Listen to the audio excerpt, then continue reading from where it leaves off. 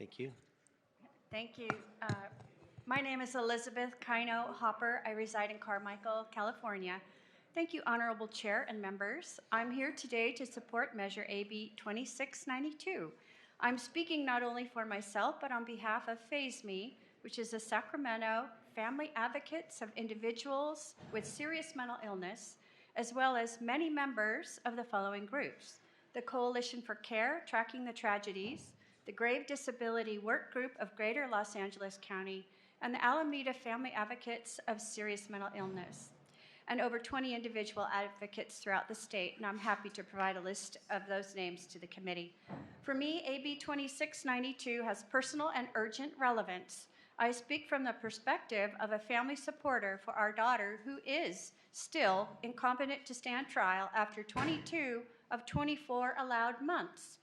She is too ill from unmanaged psychosis symptoms stemming from schizoaffective disorder co-occurring with epilepsy and substance use disorder to speak for herself.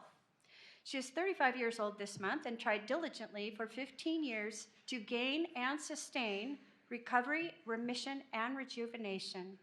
My daughter's brain is interrupted by paranoia, delusions, depression cycling with mania, and looping thoughts with no ability to concentrate or believe information from competency training.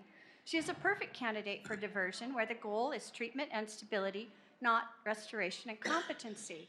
And in fact, she was offered and accepted into Felony Incompetent to Stand Trial, or FIST, Community Restoration Diversion Program, and treatment began. This program, unfortunately, did not provide enough treatment and safe housing with adequate supports for her to succeed.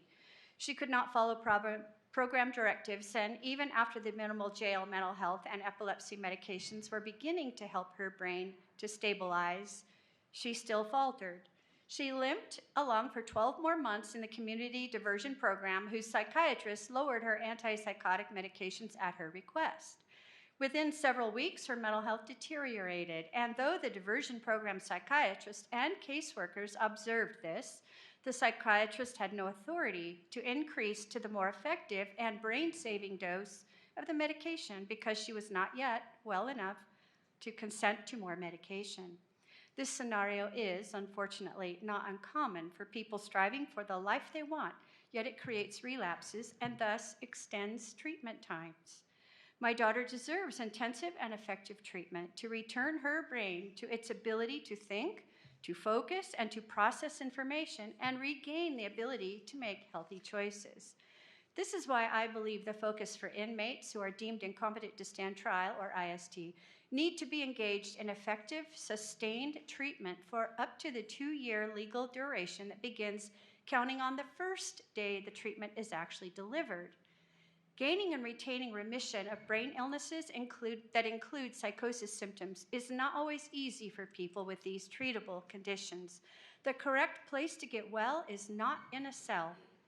Diversion in communities can work when programs are designed to be two-way responsive to symptoms that respond well to medications and non-medication supports. This bill will ensure the legal maximum time limit starts on the day treatment begins.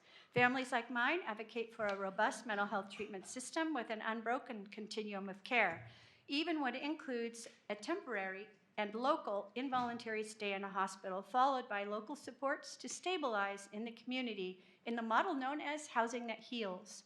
Now, the time limit of 2 years to bring my daughter to competency ends in less than 8 weeks, at which point, highly impaired by her unmanaged symptoms, she will likely be exited to the streets with no resources. If we are serious about reducing recidivism, ensuring the safety of communities, and making a difference in the lives of people with serious mental illness and co-occurring illnesses who are found to be incompetent to stand trial, we need to provide for the full amount of treatment within that duration, beginning once actual treatment starts. For my daughter and thousands of others like her, I support Measure AB 2692. Thank you so much. Thank you. Others in support, please come forward.